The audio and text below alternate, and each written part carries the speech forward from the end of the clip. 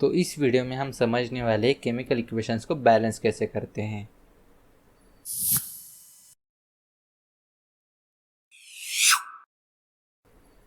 तो टॉपिक पर आगे बढ़ने से पहले हमें law of conservation of mass को समझना पड़ेगा। तो केमिकल रिएक्शन में मास क्रिएट भी नहीं होता और डिस्ट्रॉय भी नहीं होता। तो इसे समझते हैं। तो एलिमेंट ए और एलिमेंट बी रिएक्ट करने वाले हैं और हमें मिलेगा ए बी। तो जो रिएक्ट करने वाले हैं या करते हैं उसे हम कहते हैं रिएक्टेंट्स, और जो हमें बाद में मिलता है उसे हम कहते हैं प्रोडक्ट।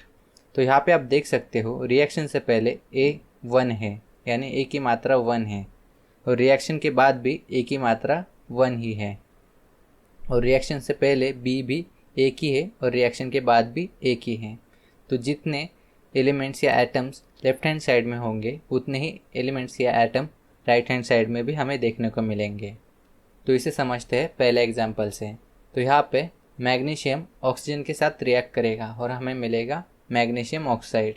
तो यहाँ पे आप देख सकते हो लेफ्ट हैंड साइड में मैग्नीशियम 1 है और ऑक्सीजन 2 है, और राइट हैंड साइड में मैग्नीशियम 1 है और ऑक्सीजन भी 1 है।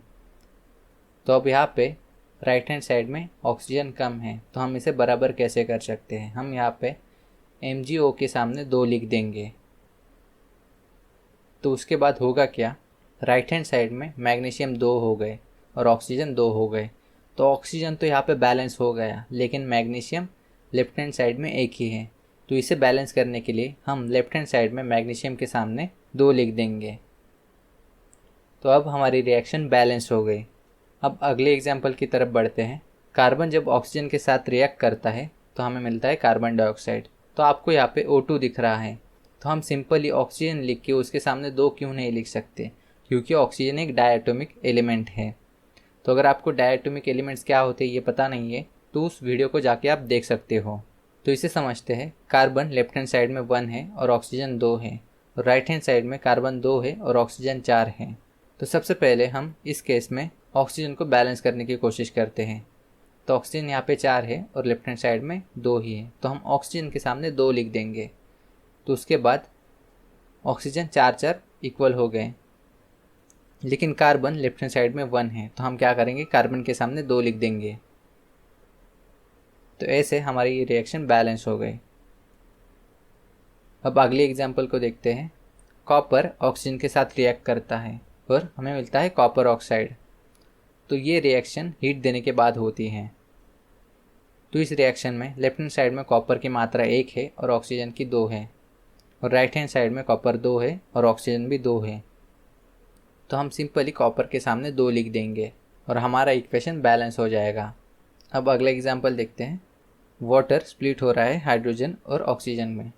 तो यहाँ पे H2 क्यों लिखा है मैंने, क्योंकि हाइड्रोजन भी एक डायटोमिक एलिमेंट है। तो लेफ्ट हैंड साइड में हाइड्रोजन 2 है और ऑक्सीजन 1 है, और राइट हैंड साइड में हाइड्रोजन 2 है और ऑक्सीजन भी 2 है। तो इसे बैलेंस करने के लिए हम H2O यानी वाटर के सामने 2 लिख देंगे। तो इसके बाद होगा क्या, हाइड्रोजन 4 हो जाएंगे और ऑक्सीजन 2 हो जाएंगे। तो यहाँ पे ऑक्सीजन बैलेंस हो रहे हैं लेकिन हाइड्रोजन बैलेंस नहीं है। तो हम क्या करेंगे, राइट हैंड साइड में हाइड्रोजन के सामने 2 लिख देंगे। तो अब हमारा इक्वेशन बैलेंस हो जाएगा। अब थोड़ी कॉम्प्लिकेटेड इक्वेशन देखते हैं। तो इसमें आयरन वाटर के साथ रिएक्ट करता है और आयन ऑक्साइड बनाता है और हाइड्रोजन गैस लिबरेट होती है। तो यहाँ पे आप देख सकते हो लेफ्ट हैंड साइड में आयन 1 है, हाइड्रोजन 2 है और ऑक्सीजन 1 है, और राइट हैंड साइड में आयन 3 है, हाइड्रोजन 2 है और ऑक्सीजन 4 है। तो सबसे पहले हम क्या करेंगे, हम आयन को बैलेंस करने की कोशिश करेंगे और आयन के सामने 3 लिख देंगे। तो इसके बाद क्या होगा, आयन आयन 3 हो गए, हाइड्रोजन भी 2 हो गए, लेकिन ऑक्सीजन लेफ्ट हैंड साइड में 1 है और राइट हैंड साइड में 4 है। तो अब ऑक्सीजन को बैलेंस करते हैं। तो इसके लिए हमें वाटर के सामने 4 को लिखना पड़ेगा। तो इसके बाद लेफ्ट हैंड साइड में हाइड्रोजन 8 हो जाएंगे और राइट हैंड साइड में वो 2 ही हैं। तो इसे बैलेंस करने के लिए हम क्या कर सकते हैं, जो राइट हैंड साइड हाइड्रोजन है उसके सामने हम 4 लिख देंगे। तो इसके बाद हमारा इक्वेशन बैलेंस हो जाएगा।